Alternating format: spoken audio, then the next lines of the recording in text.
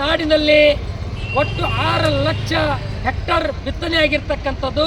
ಇದರಲ್ಲಿ ಅತಿವೃಷ್ಟಿ ಮಳೆಯಿಂದ ಹಾನಿಯಾಗಿ ಈಗಾಗಲೇ ಹೂವು ಚಳ್ಳಿ ನೆನೆ ಬಂದಿರತಕ್ಕಂಥ ಕಾಯಿ ಕಚ್ಚುವ ಸಮಯದಲ್ಲಿ ತೊಗರಿ ಅಂಕರ ಏಕಾಏಕಿಯಾಗಿ ದಿಢೀರೆಸೆ ಇಡೀ ಕಂಪ್ಲೀಟ್ ಆಗಿ ಗುಲ್ಬರ್ಗ ಜಿಲ್ಲೆಯಲ್ಲಿ 2 ಲಕ್ಷ ಹೆಕ್ಟರ್ ತೊಗರಿ ಅಂಕರ ಇವತ್ತು ಒಣಗೋಗಿದೆ.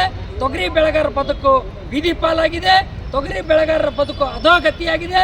ತೊಗರಿ ಬೆಳೆಗಾರರ ಒಕ್ಕಲ್ತನಗಳನ್ನು ದಿವಾಳಿ ಆಗ್ತಕ್ಕಂಥ ಪರಿಸ್ಥಿತಿ ನಿರ್ಮಾಣ ಆಗಿದೆ. ತೊಗರಿ ಬೆಳೆಗಾರರು ಇವತ್ತು ಉಳಿಗಾಲಿಲ್ಲದಂಥ ಪರಿಸ್ಥಿತಿಯನ್ನು ಬಂದಿದೆ. ತೊಗರಿ ಬೆಳೆಗಾರರನ್ನು ಗೋಳು ಕೇಳಬೇಕು ರಾಜ್ಯ ಮತ್ತು ಕೇಂದ್ರ ಸರ್ಕಾರ. ಇವತ್ತು ತೊಗರಿ ಒಣಗಿರ್ತಕ್ಕಂಥ ತೊಗರಿ ಬೆಳೆ ಸಮೀಕ್ಷೆ ಮಾಡಬೇಕು. ಪ್ರತಿ ಎಕರೆಗೆ ತೊಗರಿಗೆ ಒಣಗೋಗಿರ್ತಕ್ಕಂಥ ತೊಗರಿಗೆ 25,000 ರೂಪಾಯಿ ಬೆಳೆ ಪರಿಹಾರನ ಕೊಡಬೇಕಂತಕ್ಕಂಥ ಮಾತನ್ನು ಒತ್ತಾಯ ಮಾಡ್ತಾ ಇದ್ದೀವಿ. ಬೆಳೆ ಸಮೀಕ್ಷೆ ಮಾಡಬೇಕಂತಕ್ಕಂಥ ಮಾತನ್ನು ಒತ್ತಾಯ ಮಾಡ್ತಾ ಇದ್ದೀವಿ.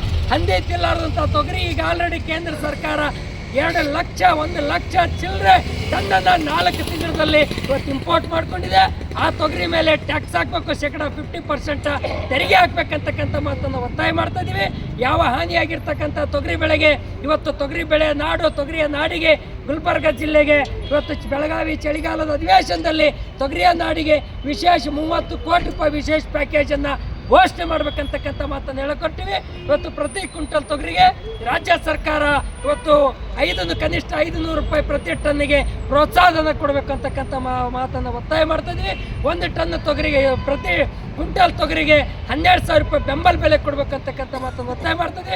ರೈತರ ಸಾಲ ಮನ್ನಾ ಮಾಡಬೇಕು, ಬೆಂಬಲ ಬೆಲೆಯನ್ನು ನಿಗದಿ ಮಾಡಬೇಕಂತಕ್ಕಂಥ ಮಾತನ್ನು ಒತ್ತಾಯಿಸಿ ಇವತ್ತು ಗುಲ್ಬರ್ಗ ಜಿಲ್ಲೆಯಲ್ಲಿ ಇವತ್ತು ಜಿಲ್ಲೆಯಾದ್ಯಂತ ಈ ಹೋರಾಟವನ್ನು ಪ್ರಾರಂಭ ಮಾಡಿದೆ ಕರ್ನಾಟಕ ಪ್ರಾಂತ ರೈತ ಸಂಘದ ನೇತೃತ್ವದಲ್ಲಿ ಅಂತಕ್ಕಂಥ ಮಾತನ್ನು ಹೇಳಕ್ಕೆ ಬಯಸ್ತೀನಿ.